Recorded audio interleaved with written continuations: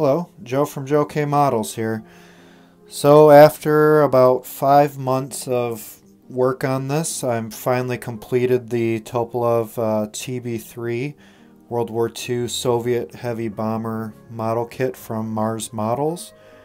And, I really enjoyed working on this kit.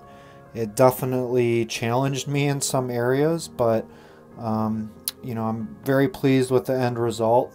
I definitely got to try out some different techniques, while I was working on this. Some things that I have tried before, some newer things that I hadn't tried, but, overall I'm, like I said, very satisfied with the way that it's turned out. So I figured just to wrap things up, I would make a final video with just my closing thoughts and just, how I felt about the build overall, going step by step through the directions and, just my overall impressions of the model. So here's the finished version here. As you can see, I've also created a little base for it, and I just used a basketball display case, and I had two of them, so I kind of cut those up, and I just had some grass from I believe to be used for model railroads, and I just cut that, and using super glue just glued it to the base here. So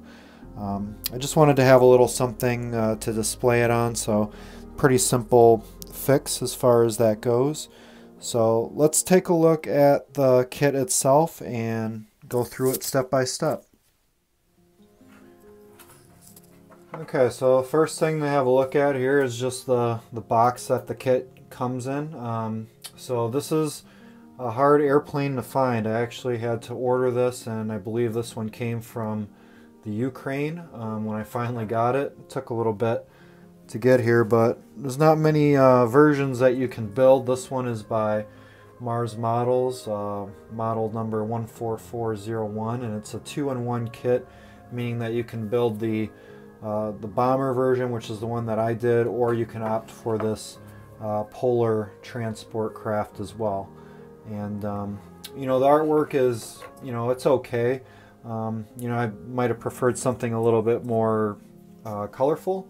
I mean, the plane itself looks okay, but it's pretty much just a dreary grayscale type scenery down there. And just looking at some of the different paintings online, I think that maybe there'd be some better pictures that they could possibly use moving forward, but it does serve the purpose of showing the airplane on it.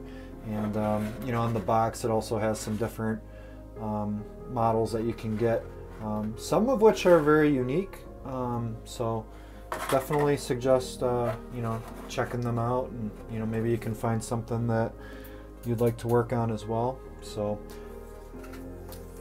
looking at the instructions here, you got a lot of different description as far as what the airplane is and some of the history of it in here, which is pretty much standard operating procedure, and then just some technical data here for the airplane itself. And then it looks like here it's in probably Russian here. So and this, what's nice about this with the instructions is it does give you a diagram layout of all of the different parts that is included in the model kit. So this is kind of nice to refer back to, and because this is a smaller scale, some of the parts are kind of hard to find. So I did use this from time to time just to kind of see like what tree the parts would be on, instead of just going through having to shuffle through. So that's nice, and it also does include the PE parts, as well as the paint scheme down here. And because it is a 2-in-1 aircraft, it also has options to do that polar cargo plane as well right here. It also came with some masks for the windows, which are right here, which I did use a couple of them, but at this scale it was so small, some of them were hard to use, but made do best I could. And then also some transparent film here for the front cockpit. So if you're doing the polar version, there's an actual enclosed cockpit that you can use, but on the one that I did, and as you'll see in the full build video, you basically get a PE part that needs to be bent into place, right here basically.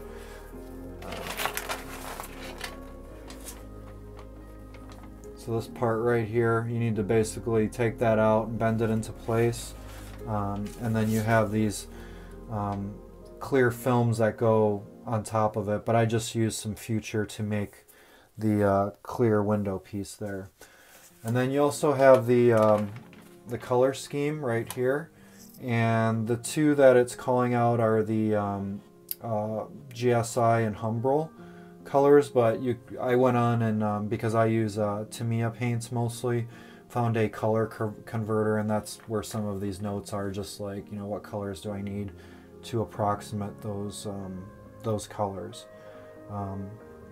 And then you also have some just standard directions here and what some of the different symbols mean as you go through the directions. So these are always good to look at, especially when you're looking at something that may be like a 2-in-1, or there's multiple options or versions. You might need to refer back to this guide as you go through. So just going through the directions here real quick. So, you know, first steps here, just building the cockpit. So it's a pretty simple cockpit, but because of the scale, again, these parts are pretty small and fiddly. So, you know, I was, you know, slow and careful when I was putting these together. Also, the PE parts like need to be, you know, bent into place. Like this chair here is just a flat piece of PE, so that has to be curved in there. And then like this little small thing here goes on there, so that, you know, that took some patience as well, and some tweezers. And then just getting to the cockpit here. So there's your cockpit assembly basically. Light gray, Russian gray interior for those. All of that pretty much went into place pretty well. And then it goes into putting in these, you know, the back wings here. I didn't actually do this until after I had completed the body section, but here it has it as step 5 and step 6. And then getting to this part right here, this part was rather challenging because it basically requires you to put together the whole skeleton of the fuselage before you can, you know, put the two halves together and the tops and everything. And, you know, the pieces, you know, I had to do some sanding, and I had to like make things fit. And also you want to make sure that everything fits the way that it should. So I put this together in basically sub-assemblies in a way. So I would just do one, I would have both halves together, make sure that when I, you know, put the two pieces together, everything fits together. So, you know, I didn't just put them all in at once. I did them one at a time, making sure each one fit in succession. And same thing with the, you know, the interior cockpit piece here. Because if you glue all this stuff in without dry fitting the other side, it's, you know, pretty much guaranteed that it's not going to line up properly when you get to that. So that's why I did it the way that I did in the full build video. And then you know, just putting these pieces together. And I definitely think that one of the reasons why I had some fit issues with like the wings and stuff later on is because of this interior part right here. It was just, you know, kind of challenging to get everything in and everything perfectly aligned, that I think you know, it may not have been perfect. So when you go to do some of the later parts like the wings and such, you know, you'll start to notice if things didn't go in quite as they should later on, and then you might have to sand the wings to get them to fit right, which I had to do. And you might also have some gaps later on, which I had to fill. So you know, that's pretty much how this part went. I spent a lot of time here on step 7 trying to get things to fit as well as I could, and definitely a challenge, but you know, one that I was able to get past. And then here in 8, we're getting to the you know, the main wing assembly here, the flaps as well. So that's pretty self-explanatory.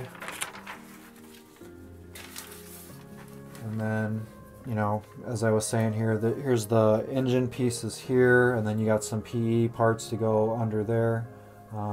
But then fitting the actual fuselage to the wings, like I said, you know, because of all of this, the assembly in the middle here, you know, unless that stuff is absolutely perfect, that's gonna, you know, lead to this part right here maybe not being so perfect.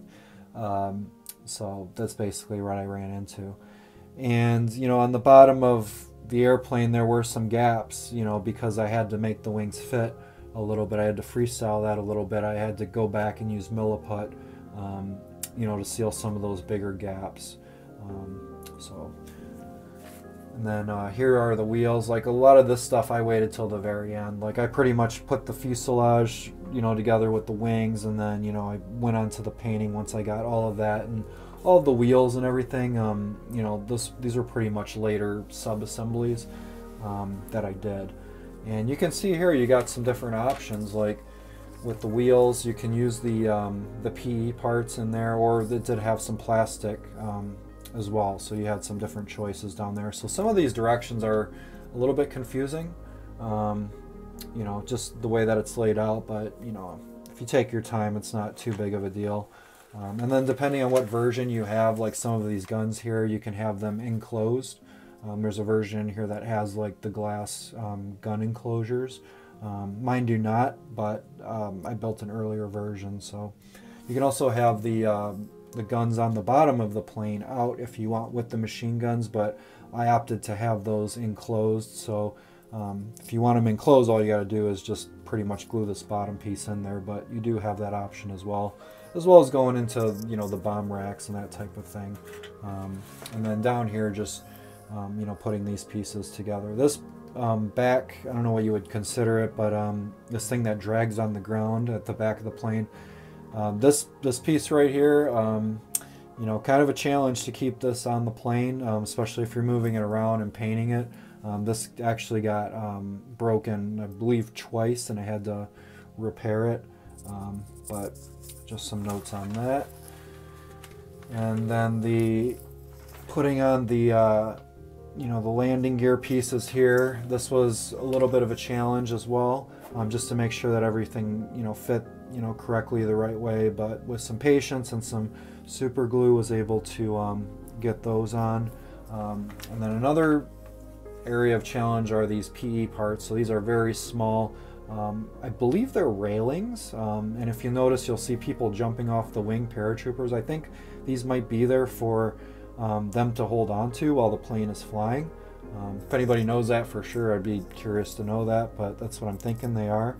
And then 21 here, more PE for this cockpit. So this was also very challenging, just to get this you know, bent in the right way to fit exactly there. And you'll see in the full build video, you know, it's basically a step-by-step process. And then putting on all of these little sub-assemblies right here on top of the airplane, the antenna, this little propeller up here. Again, very you know, it's not hard to put them on, but it's very easy to accidentally knock them off when you're going through weathering and doing all those things. But I wanted to get these on before I painted the plane, just because, you know, these are all the same color and everything. So that's what I did there. And then the last page here for like the regular assembly, this is just putting together the bombs and the payload if you wanted to, you know, go that route with it. You can see you have options here to add a bunch of bomb racks and bombs. I opted not to do this because I was more simulating this towards, like, you know, transport / paratroopers. So I don't think they would have been bombing and having paratroopers at the same time. So I left those off. And then last page here are just all of the different versions that you can build, as you can see right there. And then the last page on the back here, this would be you know, the 6th version that you can do. This is the Long Range Air Regiment from 1942, and this one actually has a camouflage scheme and includes those glass enclosures as well. So that's basically it right there. So depending on which version you decide to make, you know, you've got all of the call outs right there. So that is the directions. And then once you get through following the directions, hopefully you end up with an airplane that looks something like that. And, you know, like I was saying before, I spent a lot of time on the interior. You know, just getting everything to fit, and the main assembly is just with the wings and everything, and doing some gap filling. And you'll actually see on the bottom here, you know, if you look pretty close, you can see where I added the milliput. So those are some pretty significant gaps right here that I had to, you know, fill with milliput. And you know, I tried to do the best I could, and you know, also get the corrugated you know, fuselage you know, stuff on there. Same thing for back here, you can kind of see a little bit of hint of that. But you know, had some fun with the weathering, so I added, you know, some mud splatter, and you know, also mud right here when I was weathering. So you know, overall pretty happy with the way that turned out and looks. And basically the way that I approached the main painting of this was, once I got everything put together as far as the main assembly goes, is I, you know, just basically black based the whole thing after I had the insides masked. I used makeup remover. I cut pieces of makeup remover to put in here to protect the interior paint work, but just black based the entire airplane. Then I sprayed it with AS12 bare metal silver, and then from there I just added the green. And the color that I used for the green, after I did my little color converter, as I talked about in the beginning, XF58 olive green is the color that I used for the top there. And before I added the green, I did hairspray. Well, I sealed it first with clear, and then I did a hairspray over that so that I could do some hairspray chipping afterwards. So then I painted this green, and then just using some water and some old brushes and an old airbrush needle, I worked out, you know, doing the weathering here to get some of that bare metal silver to come out. And this, you know, took some time to do, you know, to a point where I felt pretty good about it. But I think overall, looking back at it now, I really do like the effect. And you know, looking at my reference materials and pictures, I think I did a pretty fair job of that. And then you know, since I wanted to really represent the fact that, you know, this was, you know, transporting paratroopers over, and a lot of the pictures I saw showed paratroopers jumping off the side of the airplane, I thought it would be a nice little touch to add some mud on the right side there on the wing where they might be standing. So, you know, getting onto the airplane, you know, muddy fields, getting on there, so there's some mud as well. So, and then the decals went on very well. They were very thin, and just used some micro sol to get those on. Also did a little bit of, after I got them sealed in, just took some sandpaper, a sanding stick, and did some additional weathering to make them look a little worn once I got them on. And then once that was all complete, I sealed the model with a clear coat again, and then I did a oil wash over the top. And then these little exhaust stains from the engines there, I just used pastel dusting technique. And that's basically it as far as that goes. For the propellers, I just did a desert tan, and then once the desert tan was on there, I just took some brown oil paint, and I sealed the desert tan in there, and then I just went over with the oil paints to get the wood grain effect on there. So that's basically how I did that. And then the bottom, again, as I was saying, you know, I added some weathering there, just some mud splattering and that type of thing. And the color that I used for the bottom here was mostly XF23 light blue. You can see I got my notes right there, XF23 light blue. So just added that to the bottom of the plane, and yeah, I think it turned out pretty good. And back here also some more weathering as well. So yeah, that's basically about it. So again, took me about 5 months to do. Very happy with the way that it turned out. I'm very excited to give this to the person that I made it for.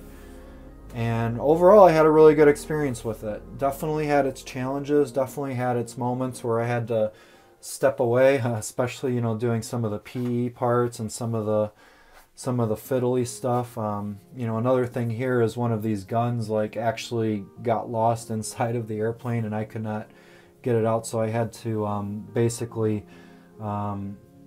make my own version of it from leftover parts. So that was another challenge that I had to overcome. All of these guns here, you'll see they look like one piece, the fact that they're like double barrels right there, but these are actually two separate pieces. So this piece and this piece are two separate. So that was actually really challenging to get that to glue together and to be straight. So those were some other challenges I had. Also, something that I didn't mention is that this whole middle piece right here is just clear plastic, and clear plastic, at least in my experiences, tends to be more brittle than regular styrene plastic. So the front here actually got chipped when I was kind of putting everything together, and I had to basically re-glue that back on there and sand it and do some other things. So I had to be pretty careful since all of this was a clear plastic as well. So some different unique challenges. And before I was working on this, I was working on the new tooled Spitfire from Tamiya, and that thing is amazing to put together. It's very well engineered and everything goes together very well. There's parts of it that you can pretty much snap into place without glue and you don't have to worry about it. This here is a different animal. This is something that requires a lot more patience, a lot more skill, and just more craftsmanship overall. But I will say that now that I'm done with it, 5 months down the road, I'm very, very happy with the way that it came out, and happy to overcome the challenges, and I certainly learned a lot from this kit. So very, very cool plane. Definitely really loved learning about it and the history and just seeing all the crazy things they tried with it. And I feel it an honor to build this for the person that I'm building it for, as well as just to do it justice. And certainly appreciate the fact that I was able to find this and be able to build it. So with that being said, appreciate you watching the video, and anybody that was following along with my vlog series, thank you so much. You guys know who you are. I appreciate the support, and always the kind words and the comments in the comments section. Definitely pushed me through a couple of moments here on this one. So thank you very much. I'll be getting back to work on my Spitfire after this. I'm kind of taking a little bit of a break right now, but I will be back to that shortly. But you can catch me doing that pretty soon. And as always, I'll see you on the next episode. And this is Joe from Joe K Models.